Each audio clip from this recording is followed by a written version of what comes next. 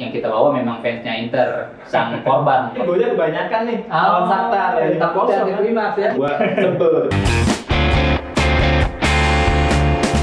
Oke, balik lagi ke ini apa ya?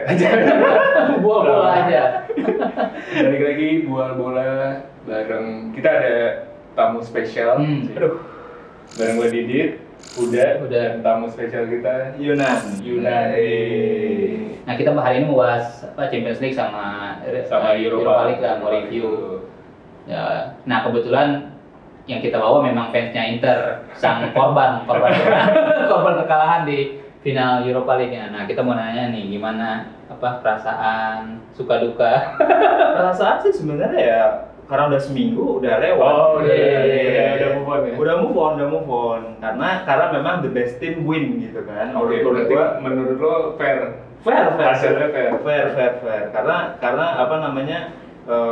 Kalau lihat pertandingannya kan si Sevilla itu dia mainnya lebih bagus sih menurut gua ya. Walaupun memang ada peluang-peluang dari si Inter tapi kurang klinikal gitu. Ada sebelum gol ini Lukaku kan sebenarnya sempat one on one sama kiper nih. Iya.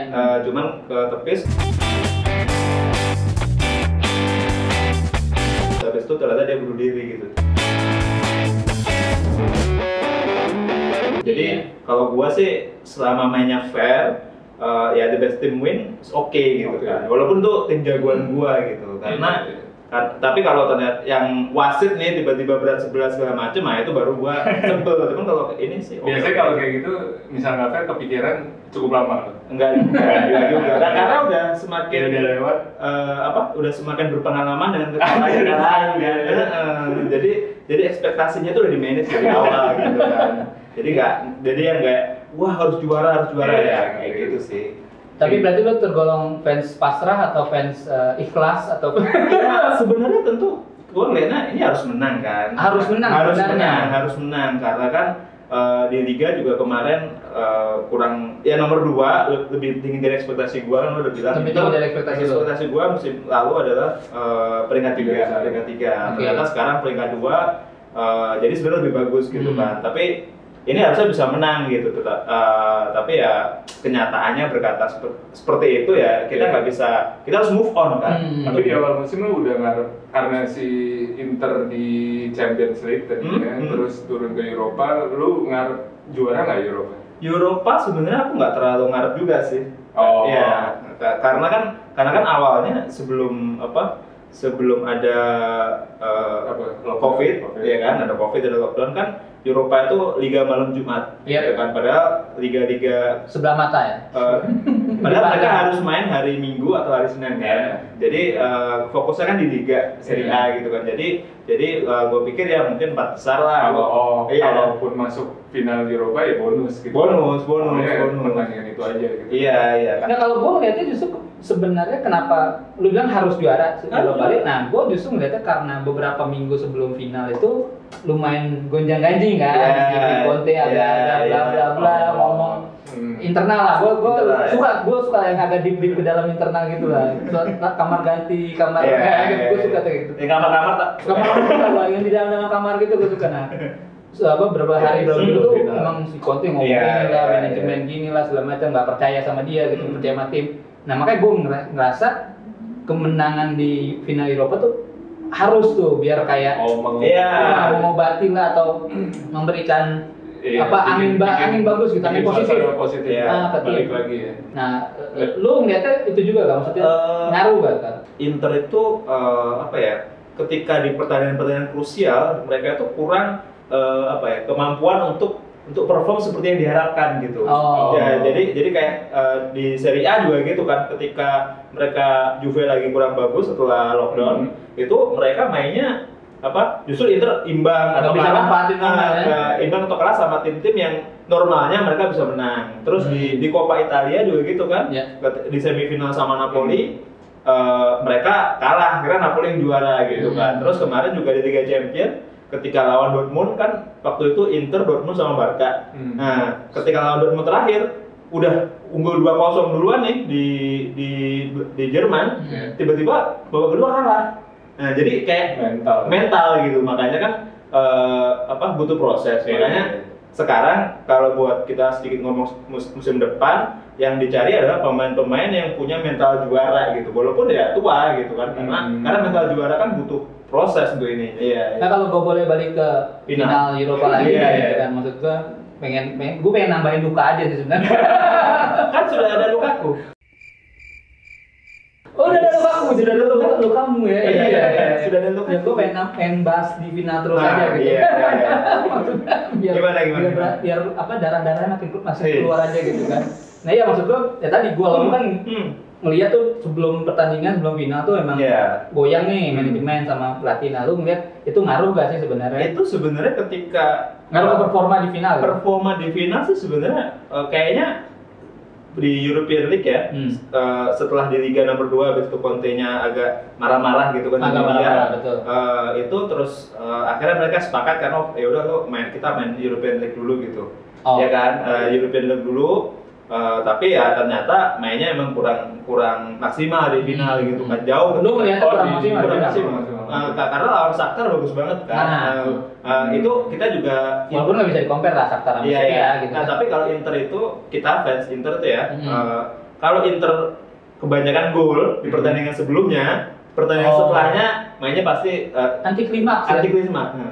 Itu sering di liga juga gitu kan, habis menang 7-1 tiba-tiba kalah gitu. Itu mental. Itu mental. Makanya ini juga sama kemarin.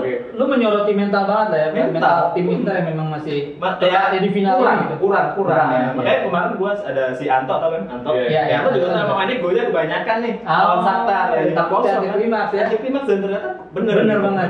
Jadi apa ya? Memang ada grafik naik turun nih. Iya, kalau mau jadi juara itu harus punya konsistensi sama mental juara gitu. Kita nggak bisa. Jadi makanya contohnya ya si pencetak golnya kan Luuk de Jong ya. Luuk de Jong ini mainnya mungkin nggak pernah starter kan? Sebelumnya nggak starter ya. Tiba-tiba di final dia starter loh. Lawan MU Munir. Iya, Munir kan? Starternya Munir dari Barca dulu. Iya kan? Enggak, starternya yang itu yang Yasem anak muda juga. Iya si orang Maroko juga. Iya, Maroko kan. Jadi dia jadi starter setelah nyetak gol ke gawang MU. Betul. Ya kan, habis itu sama si kemenangan kalau nggak salah. Ya, sama pelatihnya itu ya. Lopetegui lah ya. Itu terus dia jadi starter kan. Dan itu kelihatan banget tuh Inter itu di Serie A nggak pernah kebobolan dari set piece corner heading itu cuma sekali. Sepanjang Serie A. Satu atau dua kali. Berarti bagus bola atas ya? Di final kebobolan dua kali. Bola atas. Berarti mental. Bukan teknis ya? De Jong kan sama Ibra sama Ronaldo kan masih bagusan Ibra sama Ronaldo kan. Nah, jadi harusnya ketika lawan mereka di liga kemungkinan kebobolan lawan set piece lebih tinggi. Tapi ini kemarin dia bisa kebobolan 2 gol nih, Luuk de Jong.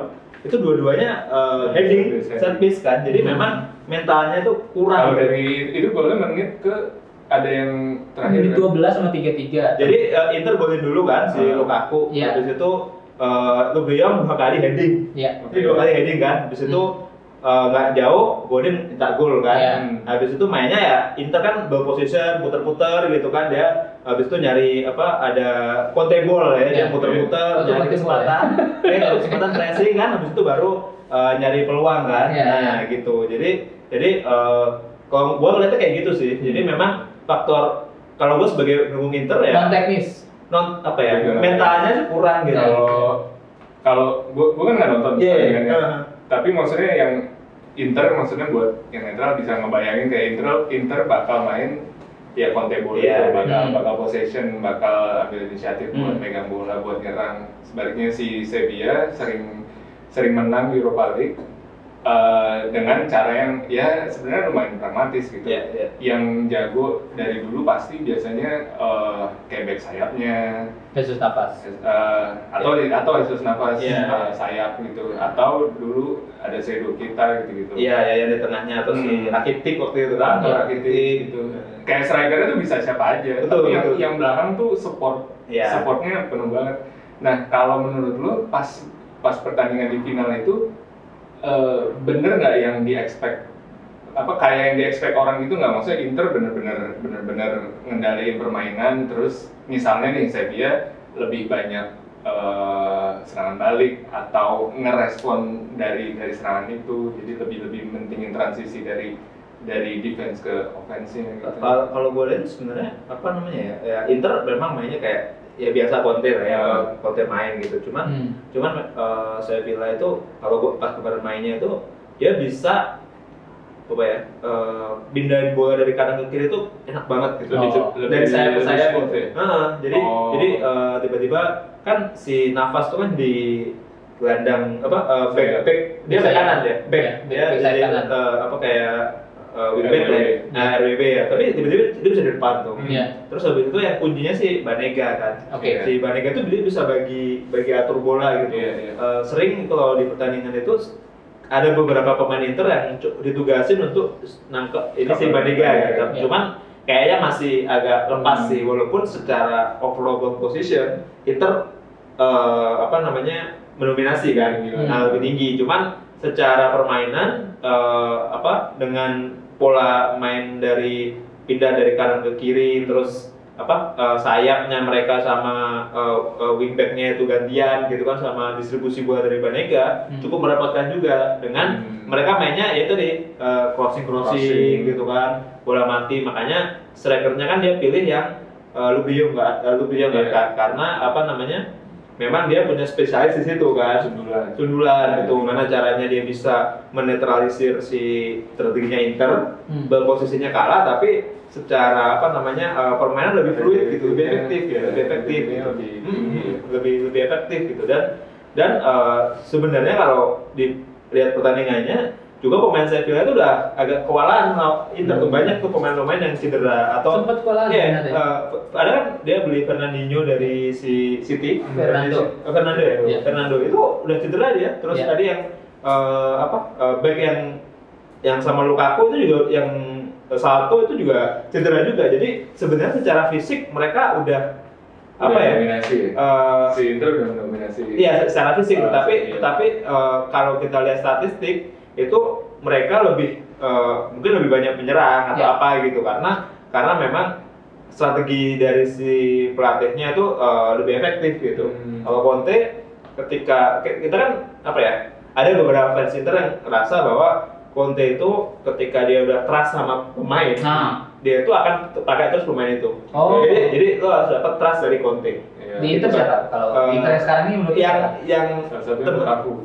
Enggak, Lukaku sih emang mainnya bagus gitu. Cuma kalau di kita kayak yang menurut tuh so-so aja tapi dipercaya sama Conte gitu ya. Gagliardini gitu. Gagliardini itu ya walaupun ternyata kemarin dipanggil timnas juga sama si Mancini. Iya, walaupun pilihan keberapa lah ya. Iya, tapi kan nggak ada kapten lo. Jadi kapten lo cedera katanya. Iya. Jadi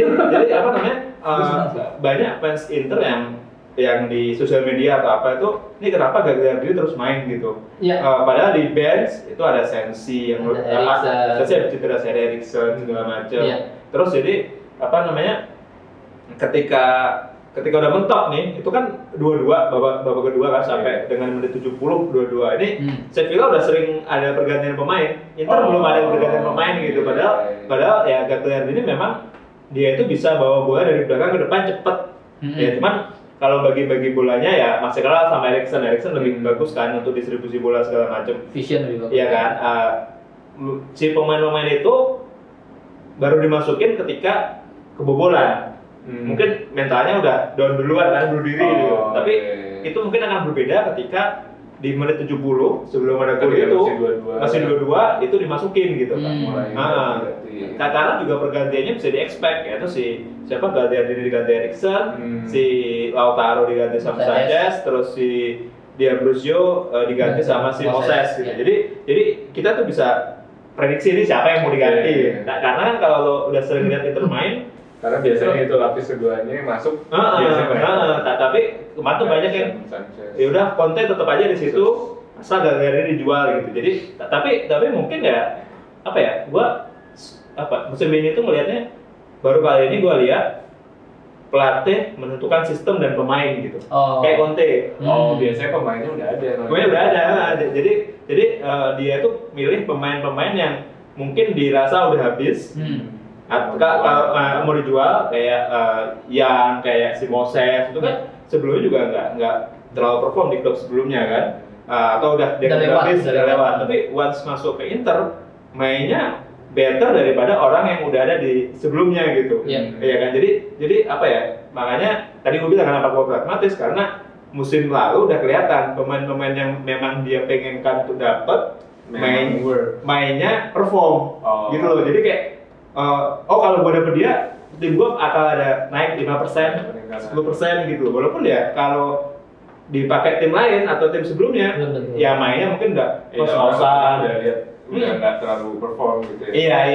Iya, itu baru musim ini tuh, karena kalau sebelumnya kan ya kalau ada pemain muda lebih bagus ya harusnya mainnya lebih oke kan, atau memang ada talenta, pelatihnya tinggal racik gitu kan, tapi ternyata beda nih Conte, makanya ya kita ikutin lah apa yang mau dia mau, tapi harus juara. Oke.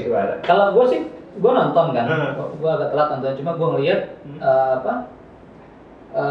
Barella itu kan sebenarnya kalau yang gue lihat selama ini, Barella tuh salah satu sentral yang sama kalau di Sevilla-nya Baneganya, Inter Barella. Nah pas di semifinal, gue nonton juga, gue lihat Barella tuh benar-benar commanding gitu loh, commanding Inter gitu. Dia yang ada di mana-mana. Ada di mana-mana, dia kontrol bagus, dia tenang banget. Gue seneng banget ngeliat si Barella di semifinal. Nah pas di final, gue ngeliat tuh dia kayak tadi mungkin maksud gue karena masih muda, demam panggung atau apa ya, mentally gitu kan. Gue ngeliat justru lagi-lagi mungkin anti klimaks, berarti permainannya Barella di final tuh jauh banget dari yang gue harapin di semifinal dan emosional ya kan, berapa kali dia beda lah, kita ngomongnya beda lah. Makanya beda banget. Terutama gue bahkan di sisi emosi gitu, dia ada lebih dari 5 kali temennya di tackle, dia yang nyamperin wasit. Iya, walaupun memang dia terkena kayak gitu, terkena emosional, walaupun dia juga sering ngakuin kan dengan sama Conte dia itu bisa jadi lebih agresif. Kartu-kartunya lebih sedikit, aslinya dulunya lebih agresif karena dia didikan dari Raja Nengolan. Kan? Sama-sama di Cagliari dulu. Iya. Makanya kalau soalnya maksud gua selama ini kalau bisa gue main, bisa di turnamen gitu, ya justru itu yang dipancing sama lawan. Tapi artinya kan kayak kalau lo bisa lihat Barella itu controlling dan commanding biasanya. Artinya kan si Lopetegui nggak mungkin nggak lihat itu kan. Pasti ditargetin. Berarti maksudnya itu juga bukan semata-mata mental, karena taktik juga. Gue sih lihat memang yang kenanya di mentalnya.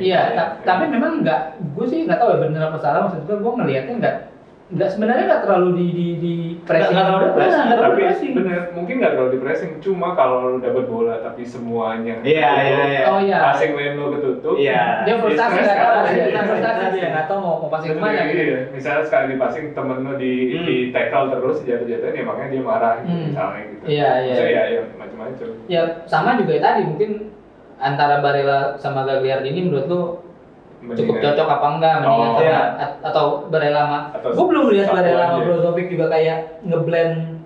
Barella sama Brozovic sebenarnya oke sih. Di luar lapangan juga mereka cukup aktif. Cukup dekat kalau kita lihat, kalau follow sosial postingannya mereka berdua bercanda di IG story, kayak gitu kan.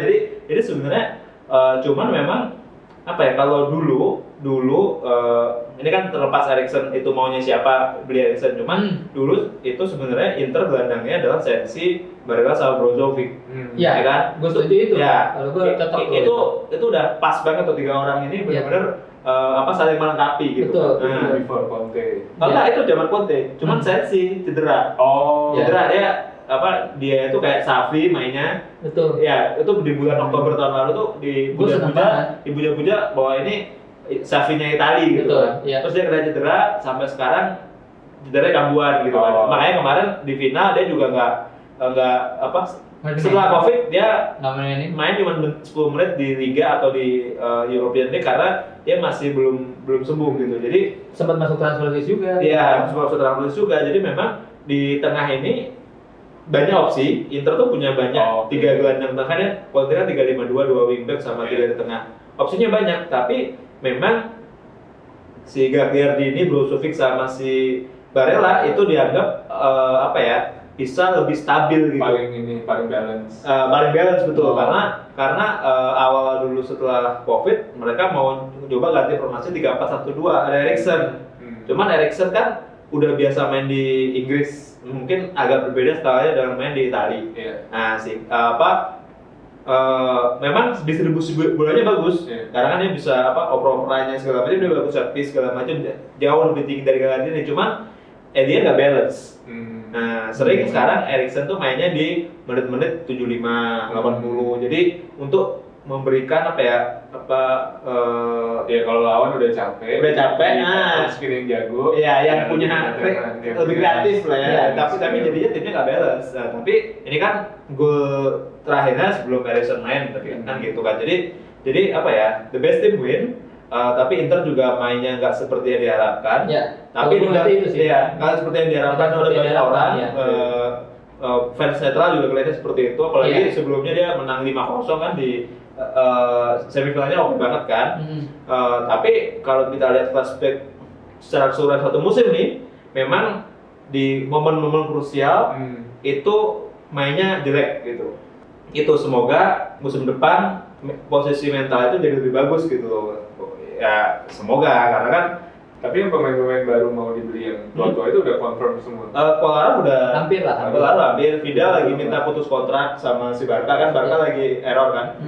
Jadi ya kita lihat musim depan. Cuma kalau di final ini memang kemarin mainnya nggak bagus sih, dan tapi Sevilla salut tuh sama Sevilla sih, karena kan Sevilla nggak dari awal kan final ideal itu Inter United final ideal itu Inter United. Final semua orang pengen lah. Iya, jadi fans United juga pengen kan, karena si Lukaku apalah gitu kan, si segala macam. Cuman mereka bisa menang lawan MU gitu, walaupun ya MU dia kurang alternatif serangan gitu, mainnya oke, nyerangnya cepet segala macam. Cuman ya satu mode ketika kiper lawannya jago, ketika nggak bisa ngegolin ya stop gitu.